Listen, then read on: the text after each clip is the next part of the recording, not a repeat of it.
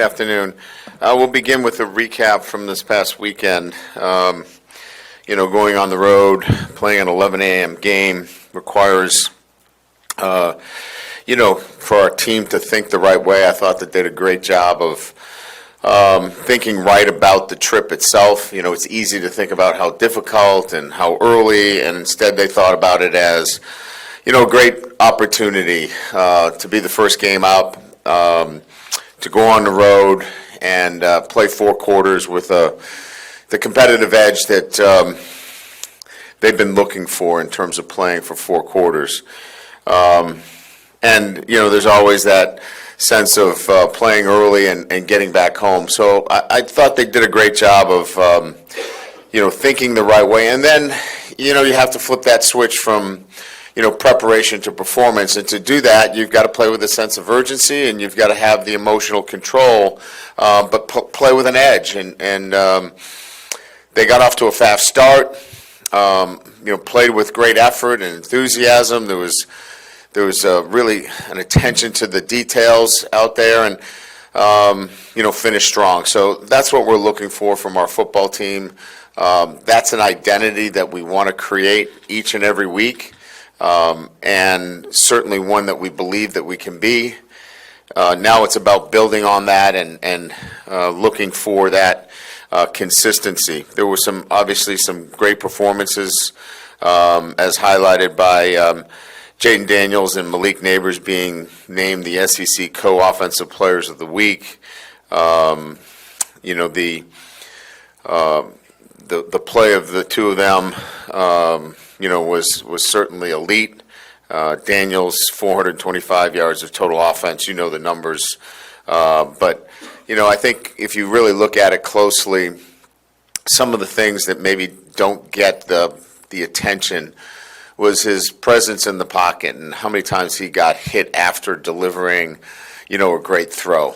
Sometimes we cut it off and see the ball in the air, but you don't see the play all the way through. And made some great throws under duress. Those are NFL throws. Some of the ones that he made, not backing down, staying in the pocket, knowing that he was going to get hit and still delivering the ball with great accuracy. And Neighbors, obviously, his ability to handle any coverage variations. And look, the things that sometimes don't get talked about, he maintains space on the field. He carves out an opportunity to catch the ball. Many times we see defenders squeeze out offensive players. Malik is strong and physical as well, and he can hold his line and give the quarterback an opportunity. So hats off to both of those guys. Great work, and look to do the same. I don't know that there's any reason why they can't continue to play at that level. Oh, man, finally. That's good to hear. Seeing Jaden Daniels and Malik Neighbors light up Mississippi State. Kelly saying it can continue. Well, welcome to the 15th episode of Tiger Rag Audibles podcast. This is Todd Horne, editor of Tiger Rag.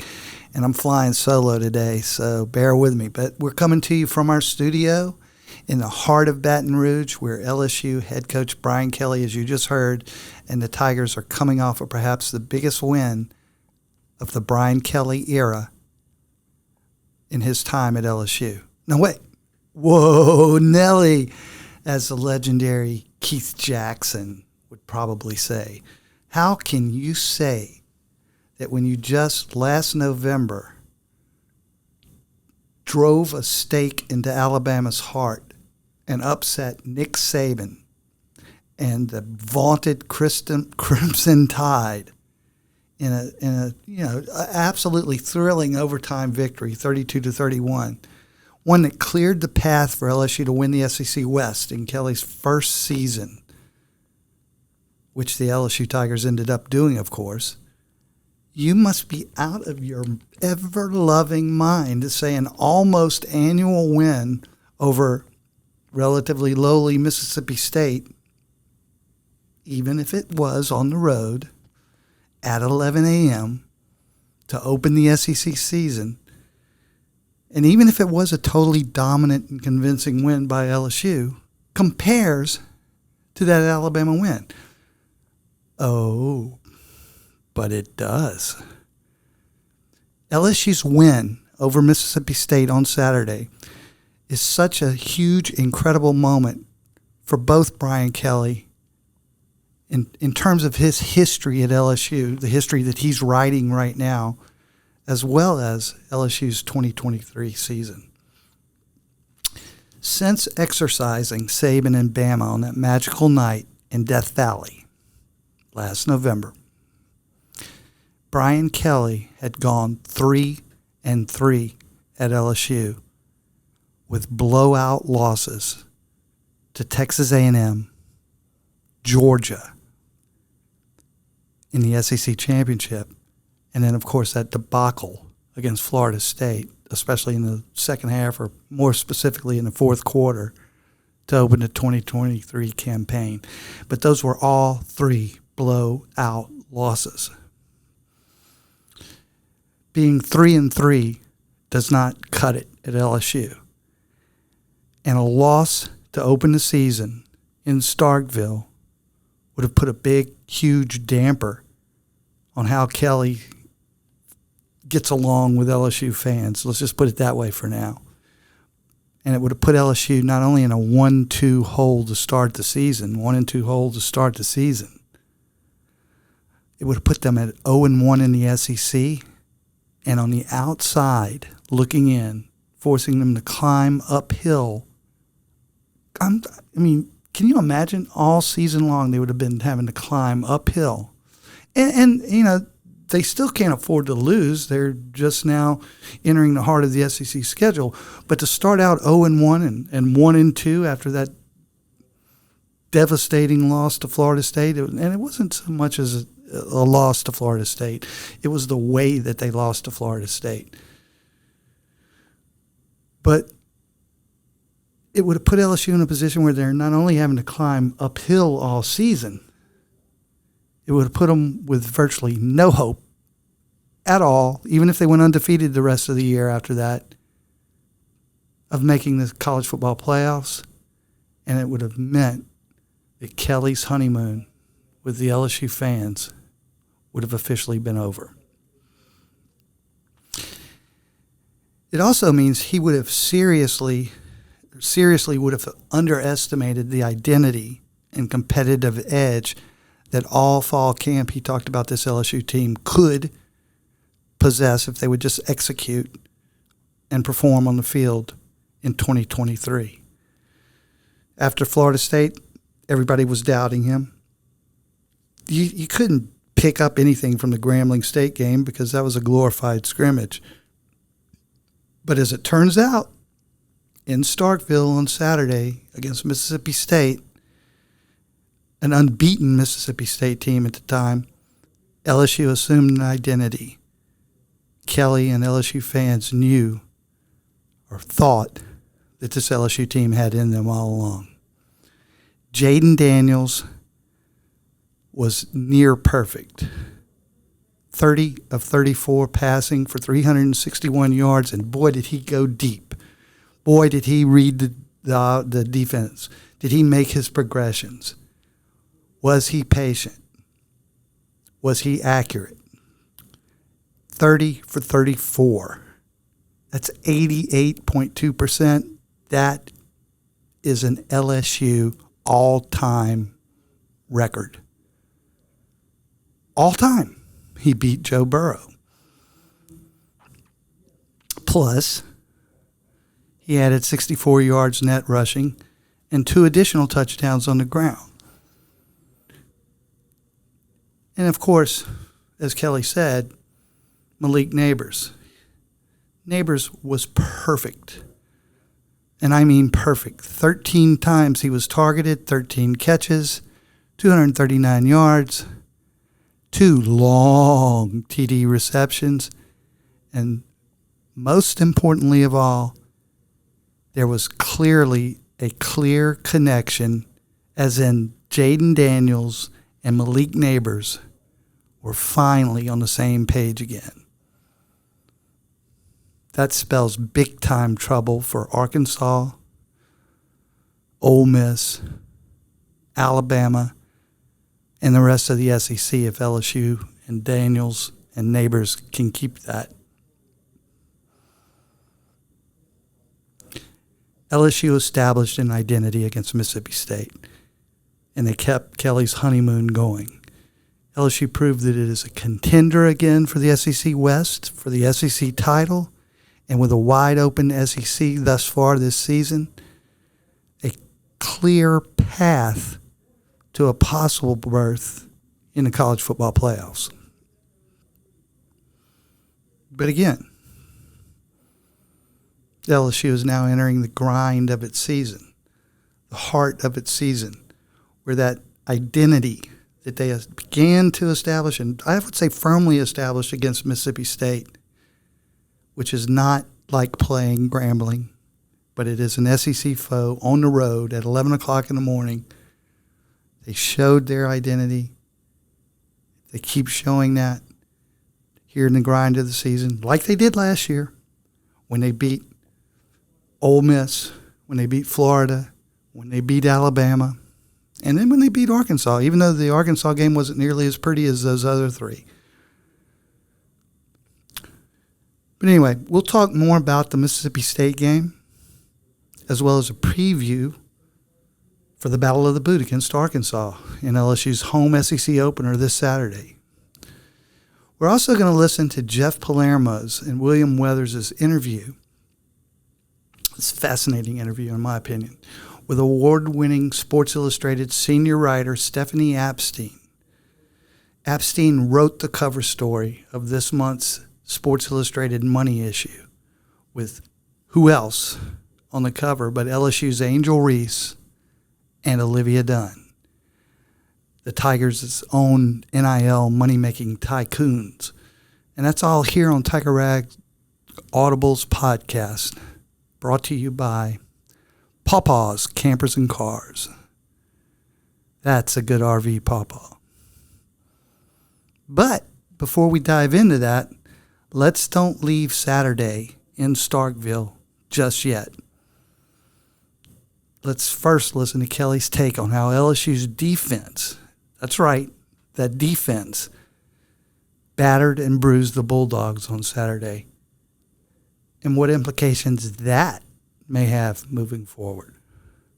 Obviously, defensively holding Mississippi State to 7 total yards on their first 3 possessions. I thought defensively coming together, allowing just under 100 yards rushing in the SEC in terms of anything that you do is a job well done.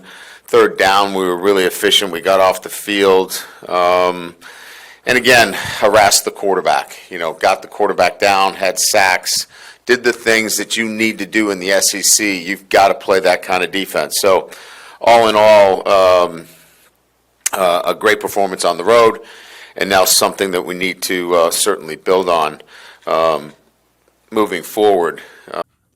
All right, like Kelly said, LSU has to. It's imperative that they build on that great overall performance. I'm not talking about just offense and defense, not just defense. I'm talking about offense, defense, special teams across the board at all position groups.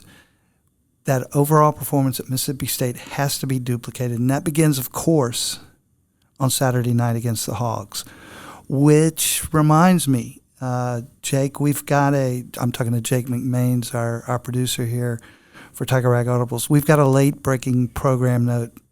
Jake, you could actually say that we're calling an audible of our own here on Tiger Rag Audibles.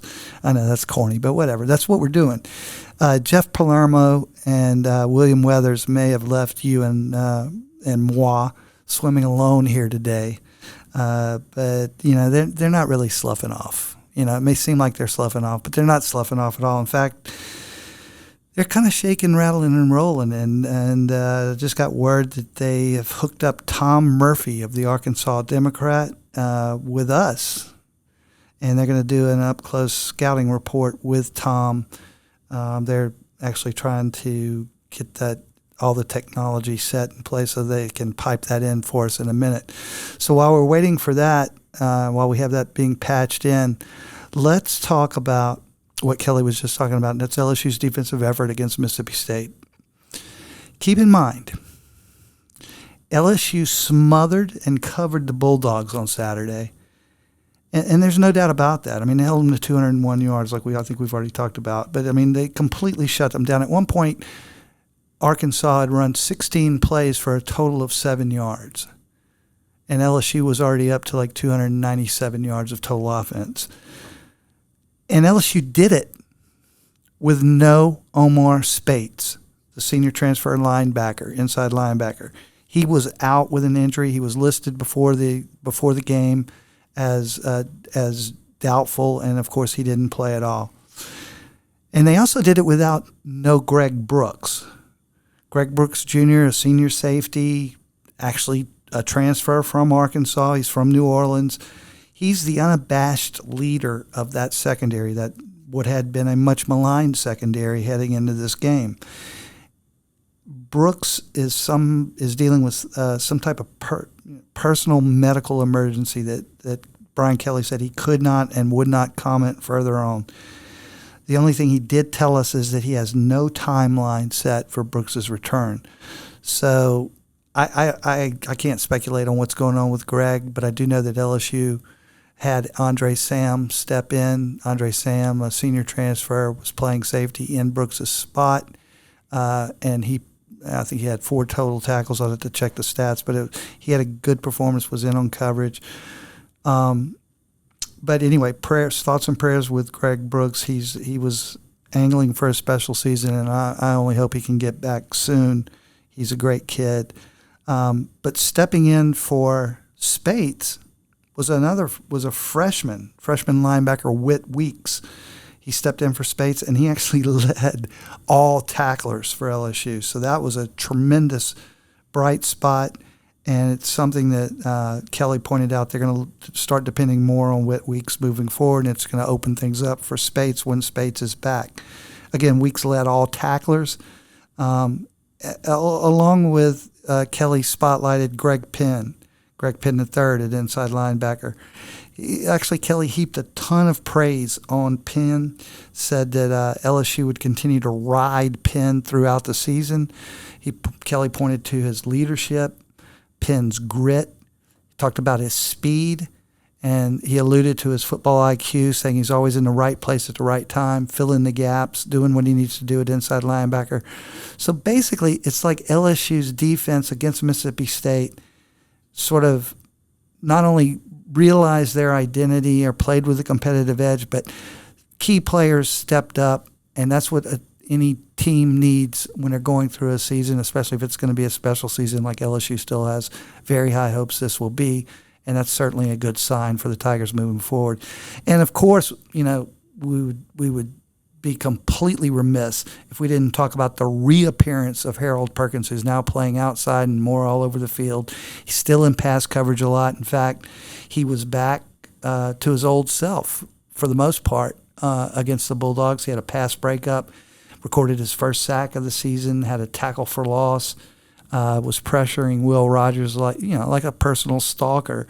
And in short, like I said, Perkins was back to the Perkins LSU fans are used to seeing.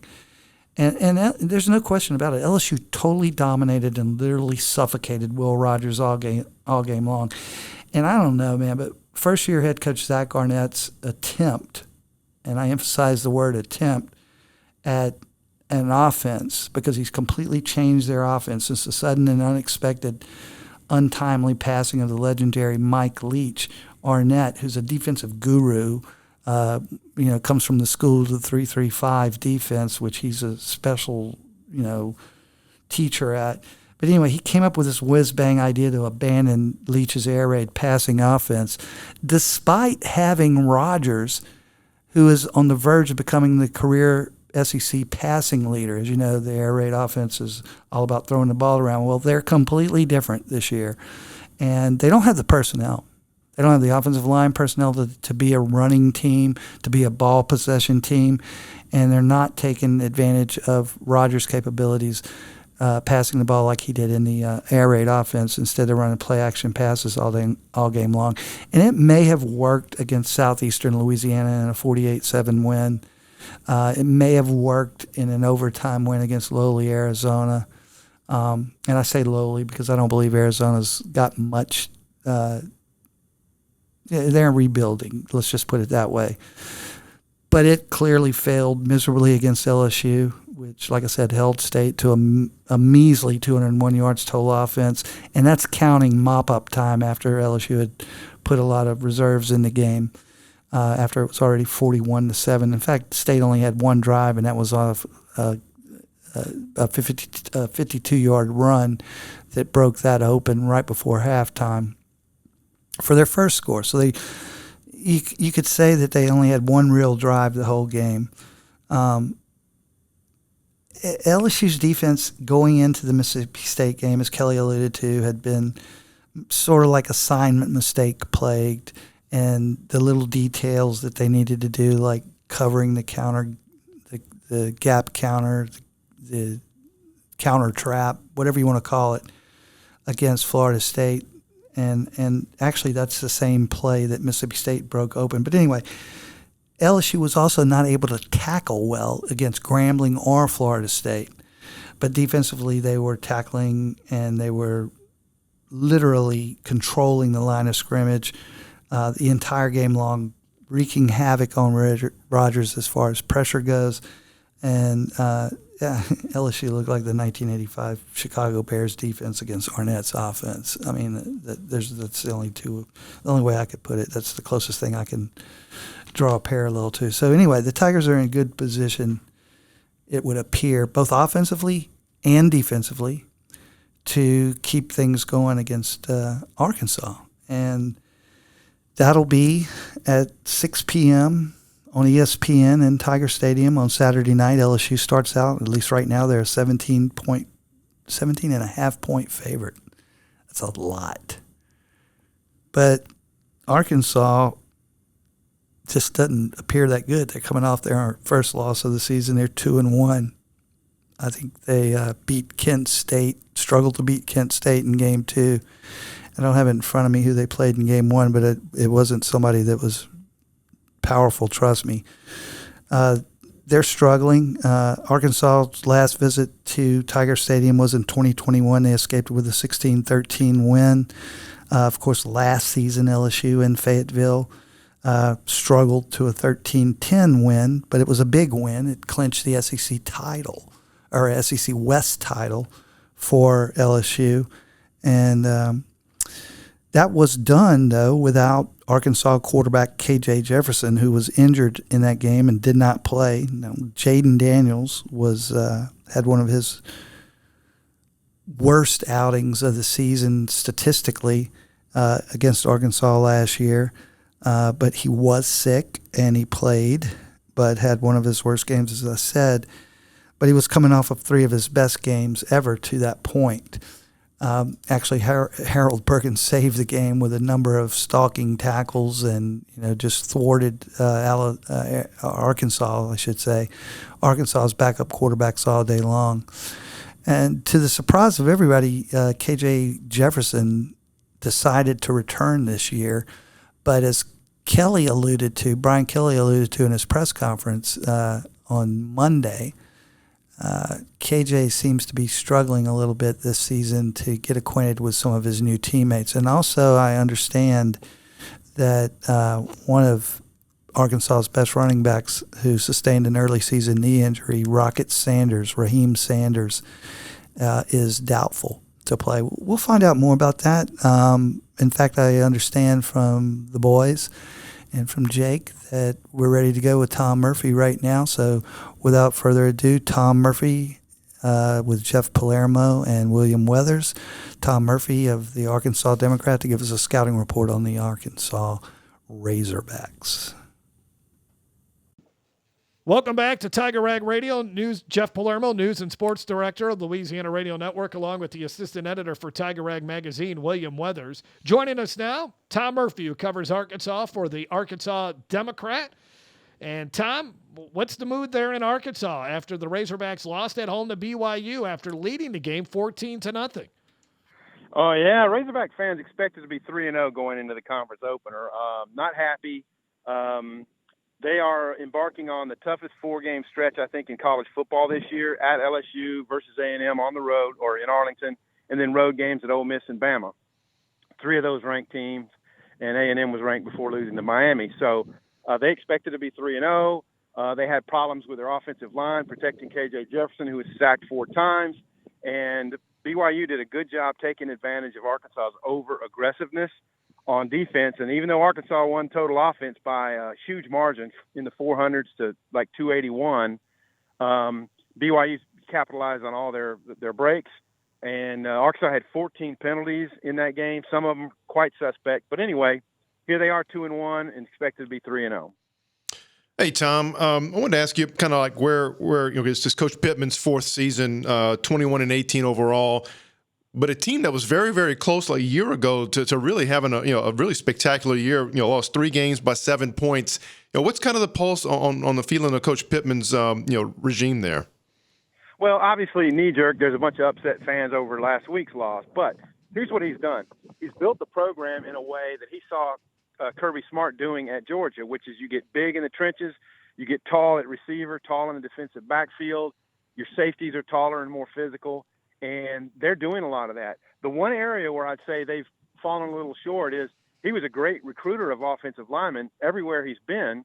And in 2013 through 15 at Arkansas, I mean, their O-line was pictured on the front of their media guide in 2015. That's how good they were. And his recruits here have not yet turned into dominating players.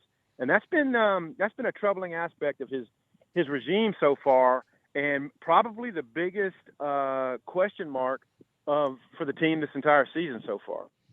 What was kind of a fair assessment coming into the fall? By on paper, there are 9 returning starters, so not an overabundance on 4 on offense, 5 on defense, and I guess a kicker and a punter. And then there was some, I guess, talk about some new schemes that were being implemented offensively and defensively. What was with KJ being back at quarterback, I felt like they had a pretty good team in place here. Yeah, I mean, and of course, we're not writing the last chapter on them yet, and but the loss to BYU was disappointing because I thought they had better talent, and like I said, they outgained them by a big margin. I think one thing fans didn't expect was the O-line to be as suspect as it has been so far. Defensively, they're better. I mean, I think they're top 15 in the country right now in total defense, and so a lot of the impact JUCO guy or transfer portal guys they've gotten has produced on defense. It's offensively. Rocket Sanders has been out the last 2 games, and even though they have a deep offensive backfield, their run game just hasn't produced. It was a little better last week against BYU, so I guess there's really still questions. New schemes on both sides of the ball with Dan Enos as offensive coordinator, Travis Williams, the former Auburn player, on defense. A lot of their concerns and questions on defense have been answered, but they're still lingering on offense. Yeah, I was going to ask you, like you said, the disparity, they clearly won the total offensive battle last week. Defensively, you figure when you get them up under 300 yards in college football, you're going to probably win. And as you said, statistically speaking, in SEC, they're first against rushing defense, second in total defense. I mean, they've done everything I guess you could ask, and as you mentioned, guys like Jaheim Thomas and I guess John Morgan, who came, the transfer portal have solidified, but I know LSU fans will remember Landon Jackson and Dwight McGlothern. So can you talk about maybe the core of that group being, obviously a very good stout unit so far? They have been really good against the run so far, and if you look at LSU stats, they've passed it really well, and it makes you wonder what plan of attack that they have. And I'm sure they probably feel like they can move it both ways with, a great talent like Jaden Daniels. But Dwight McGlothern's been dealing with a turf toe. He forced a fumble last week, which was a huge deal late in the first half that gave Arkansas a halftime lead. So he's been good. Landon Jackson has been really good as well. It was just bad luck in so many ways last week. So Arkansas had 14 penalties for 125 yards. There was a really suspect offensive pass interference. It was just like total incidental contact. and then a guy targeted at the end of the play, and yet they called offensive pass interference. There was should have been one on BYU late in the first half. And then there was a roughing the passer call that was about the lightest touch I've ever seen. But one of the key calls in the game was a BYU penalty. They faked a field goal in the third quarter in a 10-point game, and they didn't make it. Landon Jackson was in on the tackle, didn't make it, but the play clock had expired. So they got a delay of game and moved the ball back, and they kicked a field goal out of it. So it's a huge turnaround on what would have been a BYU penalty. BYU just had an edge. Look, they took advantage of a 10-yard punt, scored a rushing touchdown on the next play. It was a 45-yard rushing touchdown. They ran for 77 yards in the game. A guy fit his hole, and they score a touchdown. And then they intercept KJ over the middle, run it back to the 20, and score a touchdown on the next play. That's 14 points that they just got from field position advantages. And basically, they found a way to win the game while Arkansas was finding a way to lose it. Well, you mentioned the status. Rocker Sanders is a tremendous running back, and he's missed the last 2 games. Do you have an update or feeling of what his status may be for Saturday? Yeah, my feeling is we'll find out a little bit more at practice, Wednesday, but it looks to me like they're going to want to hold him for another week. And so maybe he'll be available for A&M next week. But, it wouldn't shock me if he played maybe sparingly against LSU, but I don't think he's ready for any full-time duty. Tom, give us an overview of this Razorbacks defense. Well, they're really deep on the defensive front. Landon Jackson, as we've talked about, John Morgan transferred from Pitt, Trajan Jeffcoat transferred from Missouri, was elected a team captain. They're pretty deep at linebacker too. Chris Paul's a name to remember. William mentioned Jaheim Thomas, kid from Cincinnati. He's played well. Antonio Greer transferred from South Florida. Those are like their top 3 linebackers. The cornerbacks have held up decent. Jaheim Singletary, Georgia transfer. Dwight McLaughlin, LSU transfer, have played pretty well. Jalen Braxton, 2 freshmen, another good cornerback. And, they've stuffed the run pretty good outside that one breakout by the freshman tailback at BYU last week.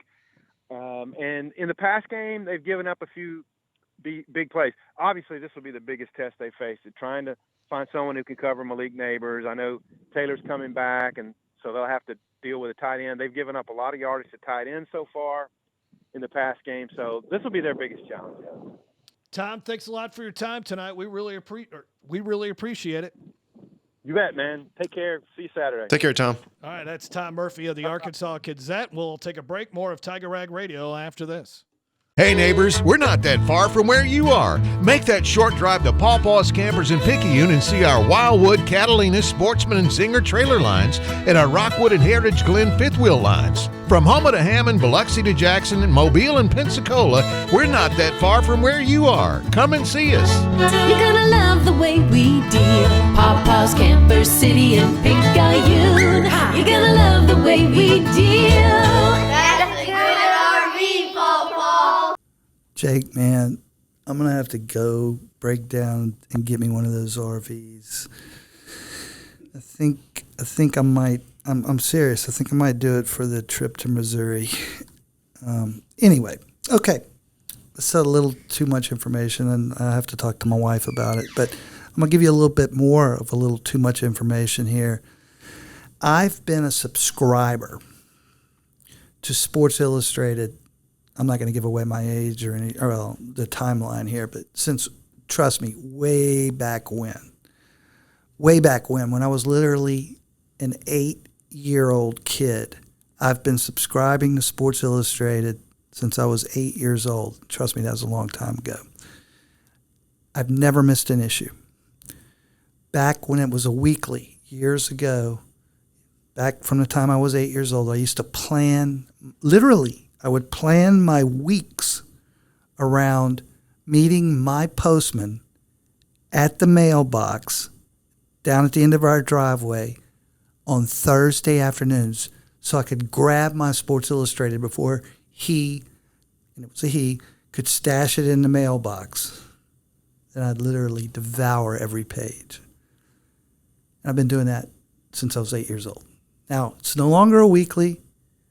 It's a monthly now, comes less frequently, but I still subscribe to it today. Like I said it only arrives monthly, and I have no idea what time the postman delivers at any time of the day now, or what our postman or woman looks like. So some things have changed. But the point is, being on the cover of Sports Illustrated is still a big deal. Trust me, it's a big deal. On this month's cover of Sports Illustrated's money issue is none other than LSU basketball's Angel Reese and LSU gymnast Olivia Dunne, or Livy Dunn, as her friends call her. So I call her Livy Dunn because she says I'm her friend. Ha ha ha. Anyway, Stephanie Apstein, Sports Illustrated's award-winning writer, she actually wrote the cover story on Reese and Dunn, and she's joining Jeff Palermo and William Weathers right now to give us the inside scoop on the impact these two leading ladies from LSU are having on NIL and college sports in general. Take it away, Jeff and William. Welcome back to Tiger Rag Radio. Jeff Palermo, along with the assistant editor for Tiger Rag Magazine, William Weathers. Joining us now, Sports Illustrated writer Stephanie Apstein. You've probably seen the cover of this month's Sports Illustrated. It's the money issue, and there is a feature story on name, image, and likeness. And when you think about NIL and LSU, you think about Olivia Dunne and Angel Reese as both Reese and Dunn. They've earned a spot on Time Magazine. Reese recently received a spot on Time Magazine's Time 100 next list as an innovator.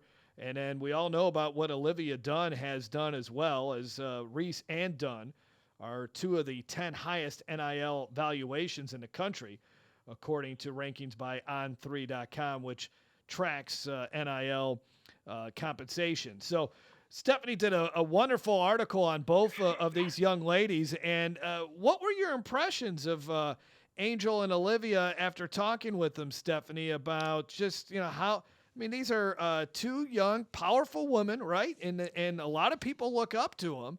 And so there's a lot of pressure on them and a lot of things being thrown at them in this NIL world.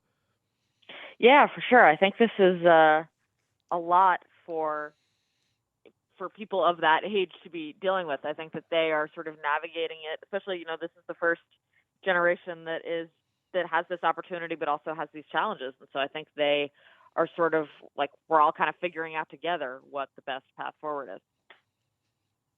Hey, Stephanie, this is William with Tiger Rag. I thought what your story did, among other great things that you did, was just show how this was a male-dominated kind of space that people like Olivia and Angel are kind of serving as kind of trendsetters.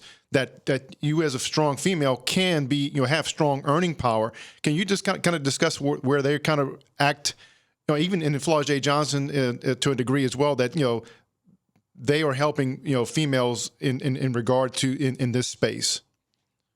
Yeah, I think that's a major point that they both wanted to emphasize is how strong the women's sports programs specifically at LSU are. And LSU obviously has the brand name and the athletic excellence, they come into that environment, but then especially these women who have had so much success, really focus on spreading that around to other women. I mean, the Livy Fund is this new fund that Olivia Dunne has come up with that is designed to help specifically female athletes share in NIL revenue, because the Bayou Traditions people were telling me that it's like 90 to 95% of what donors donate goes to men, and so they want to find a way to even that out a little bit. And I think that it's self-perpetuating, that as they see, the basketball team having the success, as they see Olivia Dunne having the success, other women say, oh, wait a second, I could do that too. And they talk to one another and they're figuring out how to do it. Along those lines, as this is obviously still a relatively new, thing that's going on, that they're almost serving as pioneers in a sense, because they didn't really have a roadmap on how to navigate these roads. And I just wonder how much you discuss, about being strong young women. And again, they may have, I know Angel relies a lot on her mother. I'm not sure what Olivia does in her circle, but just for the most part, how they have helped navigate some very interesting times, and obviously now are going to probably put this on course for younger women. Yeah, I think that because I asked them, all three of the women I spoke to, what Flagey was the third, what they sort of imagined that playing sports in college would look like, and none of them had any thought really that NIL would be taking place. They thought of it the way that you would have 20 years ago. You want to play, you want to go to the NCAAs. They weren't really thinking about the financial side of it, and so that's a lot to throw on somebody who hasn't had time to prepare for it, who didn't, choose schools based on it, and who is also a teenager.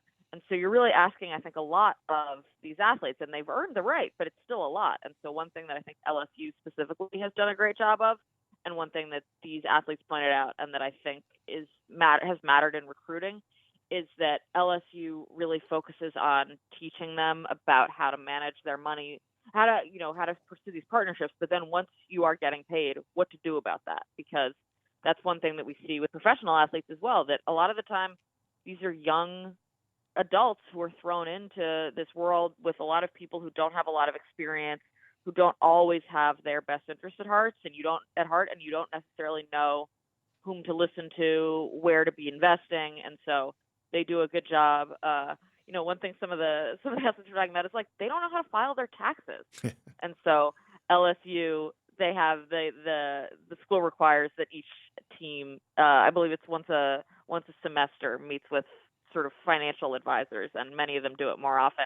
And they were saying that, perhaps not surprisingly, the female athletes are actually taking a lot more advantage of that because they are very forward thinking, and so they have really started to focus on like, okay, now what? Which I think is pretty cool. Talking with Stephanie Apstein, she's the writer of that article that's looking at LSU's success, and in particular Olivia Dunne and Angel Reese in the NIL world. I found it interesting that both of them really talked about, hey, you got to strike while the iron is hot, right? I mean, Yeah. Olivia Dunne, this is her last season at LSU. Angel Reese is most likely her last season as well, and they know that a few years from now they're not going to be making the kind of money that they're eventually, especially I guess in Olivia Dunne's world. Eventually there's going to be another, 20-something girl that could do flips and looks good in a bikini and all that kind of stuff. So they all know that this is the time to do it. One thing I do think, and Olivia mentioned this too, that in fact Angel mentioned it, that I think is challenging for female athletes specifically is that the earning potential is really limited from an NIL perspective once you're out of college, where a lot of male athletes who are elite will go into professional leagues and will find opportunities there. For a lot of these female athletes, they can expect some of that to dry up. And so, Angel Reese was saying, like, I have to make some money now because I know when I get to the WNBA, I'll become less popular.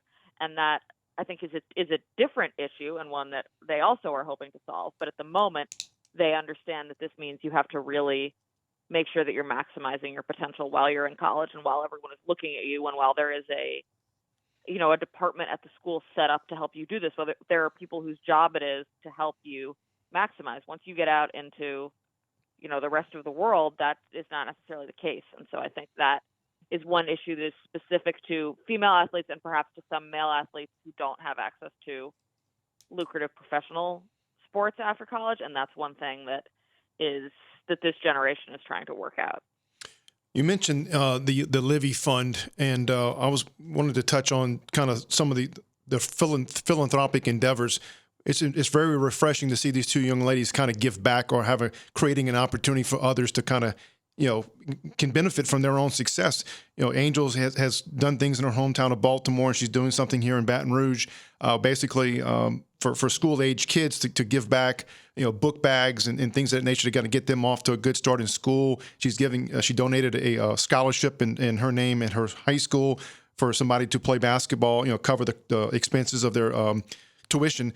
Can you speak to again, we see this at this day and age and this type of age kids that they're not kind of forget where they came from, and B, they're trying to pay it forward.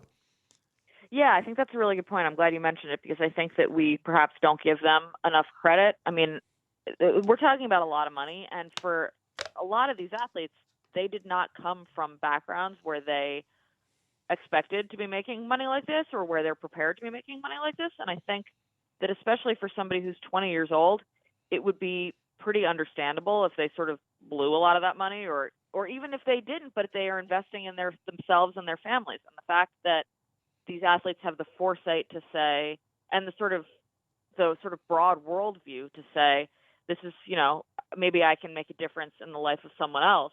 I think that's really remarkable and commendable. And I think that it's pretty rare, actually. And so I was really sort of encouraged to hear that they were thinking about that even at this age, that they remembered, when I was a kid, it would have meant a lot to me if somebody had taken an interest in me. And now, even at 20, I am a person who can take that interest in someone else. I think that is really cool. And I think that's also, of course, a privilege that someone who is a high NIL earner has that perhaps someone who is not doesn't. But it's refreshing to see that these high NIL earners are trying to spread the money around a little bit, that they're focused on, youth in the cities they came from and in other athletes. And in some cases, it's even just like, if the basketball, if some of the basketball stars are getting a deal, let's make sure we bring a couple of the walk-ons so that they get to meet the people who have access to these areas. And, there's networking beyond. It's just a cool way to incorporate other people who have meant a lot to you, I think. Stephanie, how are they handling maybe the backlash that comes with being young, female, and making a lot of money? I think that's really hard. That's one thing that Olivia mentioned, that a lot of people sort of denigrate what she does. And it is a lot of work. I mean, you can say that, like, okay, she's beautiful and that's why this is happening. And sure, that helps, as with a lot of jobs, your outward appearance matters. But you also have to be creating the sort of personality and creating the sort of videos that people want to see. So you have to sort of foresee what that's going to look like. You have to choose.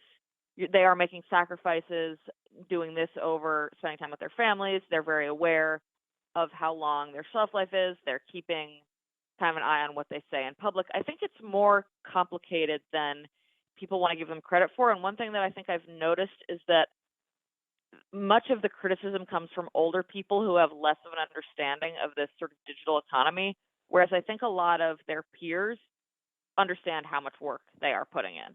They sort of see how long something like this would take and how you have to balance studying. I think that their peers understand what they are going through.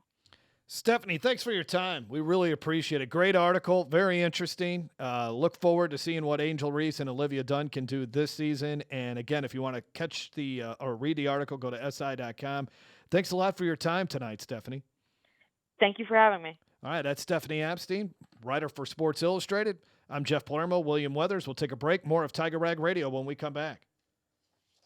People come from everywhere to Pawpaw's Campers and Cars. All at Pawpaw's Campers and Cities, Pawpaw's Campers and Cars, the people.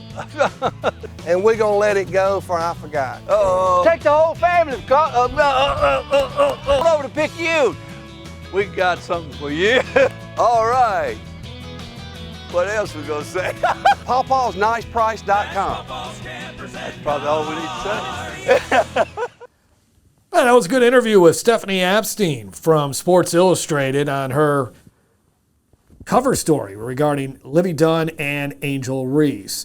This is Jeff Palermo. We thank you for listening to Tiger Rag Audibles podcast. And sorry I couldn't be a more part of this one, but we got you a couple of good interviews there with Stephanie from SI, and then we heard from Tom Murphy from Arkansas Democrat, giving you a preview of the Tigers Razorbacks game Saturday night at 6 o'clock. We'll be back with another Tiger Rag Audibles podcast later this week. Want to thank our great sponsor, Pawpaw's Campers and Cars. Go to pawpawsrvs.com, 1-800-72-CAMP, 1-800-728-2267.